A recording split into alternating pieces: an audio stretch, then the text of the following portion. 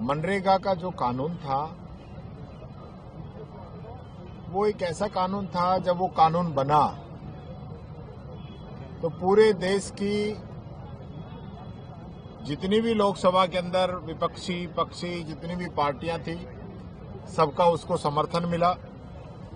देश के अंदर जितनी भी सरकारें थी, उन सरकारों का समर्थन मिला और दुनिया की विशेष प्रकार की जो रिसर्च करने वाली संस्थाएं थी, उन्होंने भी मनरेगा को समय समय पर दुनिया की सबसे बेस्ट स्कीम बताई, जिसने गांवों का पलायन रोका, बंधुआ मजदूरी से छुटकारा दिलवाया, ग्रामीण विकास की नई बुनियाद, ग्रामीण विकास का नया आधारभूत ढांचा,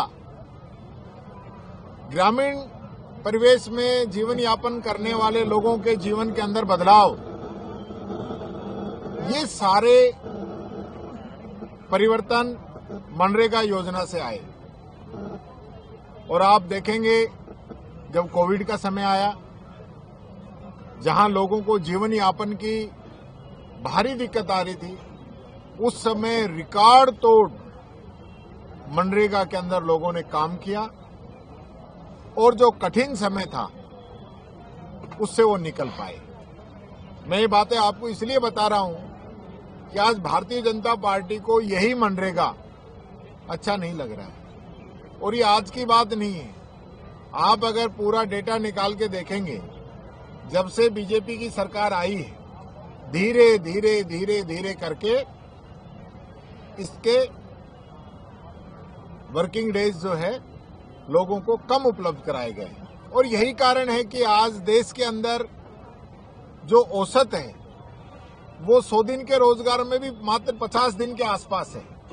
राजस्थान का भी जो औसत है वो लगभग 50 दिन के आसपास है। तो आप समझ सकते हैं कि जो 125 दिन का जुमला ये दे रहे हैं वो इनकी कितनी सोची समझी साजिश है। इस योजना को कमजोर करना, इसको बंद करना, उसको डाइवर्ट करने के लिए इसका नाम भगवान श्री राम पे किया गया है। क्योंकि इन लोगों की ये पहले ही पता था कि ये योजना गरीबों के लिए है, कांग्रेस इसका विरोध करेगी, तो इसको धर्म से जोड़ देंगे कि कांग्रेस जो है नाम का विरोध कर रही है। तो सर्वप्रथम तो मैं कहना चाहूंगा, महात्मा गांधी जी का नाम आपने हटाया, गरीब की आत्मा गांधी जी में दिखती थी, कोई बात नहीं, आपने नाम हटा दिया, लेकिन आप योजना को ही जो खत्म कर रहे हो। 3-4 बड़े बदलाव जो इसके अंदर आएंगे। आज 100% पैसा जो है मनरेगा का पहले भारत सरकार देती थी मजदूरी का, टोटल फंडिंग का 90% पैसा भारत सरकार देती थी, लेकिन अब भारत सरकार 60% पैसा देगी, 40% पैसा राज्य सरकारों को देना पड़ेगा। 1 नंबर बात।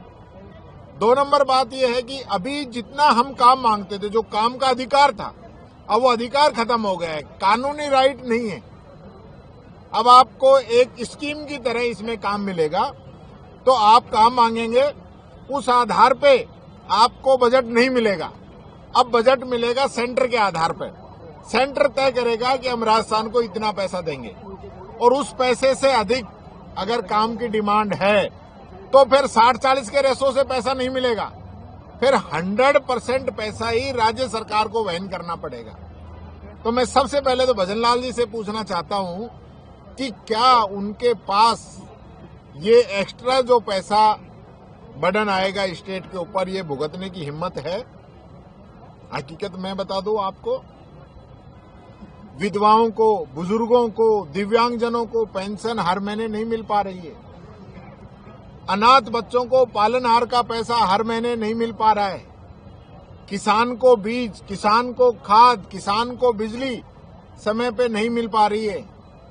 बच्चों को किताबें, बच्चियों को साइकिल, बच्चियों को स्कूटी, बच्चों को स्कॉलरशिप समय पे नहीं मिल पा रही है, क्योंकि हमारे पास पैसा नहीं है। आपके राज्य की खबरें, आपके शहर की खबरें सबसे पहले जानने के लिए देखते रहें अमर उजाला। चैनल को सब्सक्राइब जरूर कर लें और पाएं हर अपडेट।